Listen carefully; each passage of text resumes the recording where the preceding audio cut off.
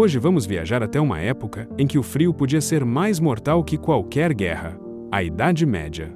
Nesta era, o inverno não era apenas uma estação, era um desafio diário que moldava a vida das pessoas, suas escolhas e até sua própria sobrevivência. Quando as folhas começavam a cair, os habitantes das aldeias se apressavam para preparar o que seria essencial durante os meses gelados. Alimentos precisavam ser armazenados com cuidado.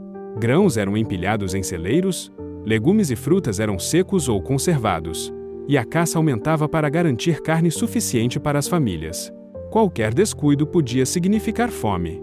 Cada detalhe importava, e cada gesto era uma lição de planejamento e resiliência. Dentro das casas medievais, o frio era combatido com engenhosidade. Paredes de madeira e pedra eram reforçadas com peles e tapeçarias. Pequenas janelas ajudavam a manter o calor, e a lareira central transformava o lar em um refúgio acolhedor. Familiares se reuniam ao redor do fogo, compartilhando histórias e protegendo-se das noites frias e longas.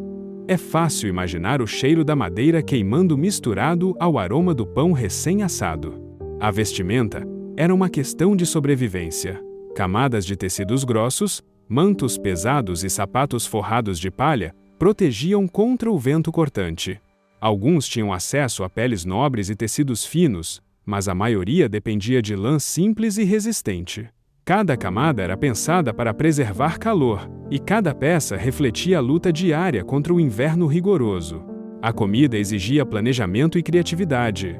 Pães, mingaus, carnes salgadas ou defumadas, legumes secos e conservas eram cuidadosamente preparados para durar.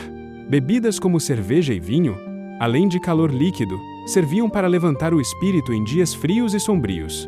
A cozinha medieval, portanto, era mais que uma necessidade. Era a base da sobrevivência e da esperança. A superstição tinha presença forte nessa época. Muitos acreditavam que forças invisíveis poderiam influenciar a vida cotidiana, protegendo ou prejudicando a comunidade. Ervas e alho eram usados para afastar espíritos malignos, enquanto rezas e rituais misturavam tradições antigas com crenças cristãs.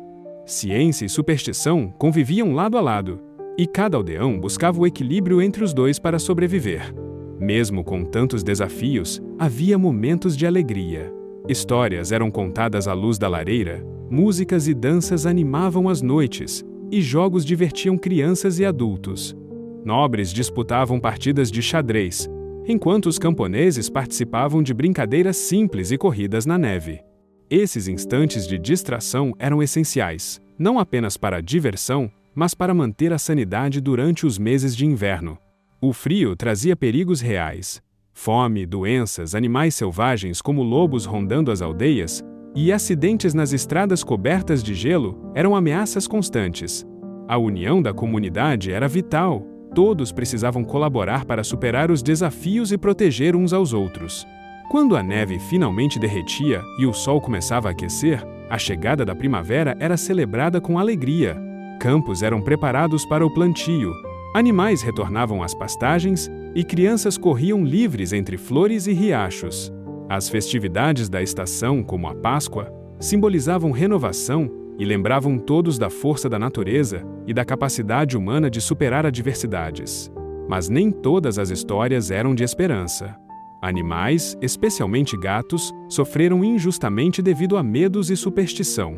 Antes respeitados no Egito e na Roma Antiga, os gatos foram demonizados na Europa medieval. Sua independência e habilidade de caçar ratos, que antes os tornava valiosos, passou a ser vista como algo maligno, associado ao diabo e às bruxas.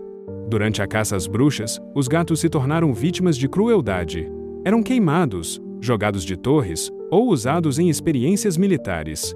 Milhões de animais inocentes sofreram, transformados em espetáculo público e símbolo do medo irracional humano. A relação dos europeus com os gatos se tornou uma mistura de terror e superstição, mostrando até que ponto o medo pode distorcer a realidade. Alguns manuais, como o famoso Martelo das Feiticeiras, reforçavam a ideia de que os gatos eram aliados das bruxas. Acreditava-se que mulheres podiam se transformar em gatos para prejudicar pessoas inocentes, e histórias de gatos alimentados com sangue humano se espalharam, aumentando o medo. Em várias regiões da Europa, Os métodos de perseguição eram bárbaros. Na Bélgica, gatos eram jogados de torres. Na França, queimados em fogueiras. Na Itália, mortos a golpes. Milhões de animais pagaram com suas vidas por mitos e superstição. Felizmente, séculos depois, leis de proteção animal ajudaram a pôr fim a essas práticas cruéis. A história medieval nos ensina sobre resiliência e engenhosidade, mas também sobre os perigos do medo irracional. O inverno mostrava a força humana diante de adversidades físicas, enquanto os mitos sobre gatos revelavam os perigos do pensamento supersticioso e do preconceito. Hoje, essas histórias nos lembram da importância de proteger os vulneráveis, humanos ou animais, e de valorizar a união e a colaboração diante de desafios. A Idade Média foi um tempo de extremos, de coragem, fé e também de erros que custaram caro. E assim, enquanto celebramos o passado, aprendemos a respeitar o presente, com coragem diante das dificuldades, compaixão pelos inocentes e a certeza de que conhecimento e empatia podem superar medo e superstição.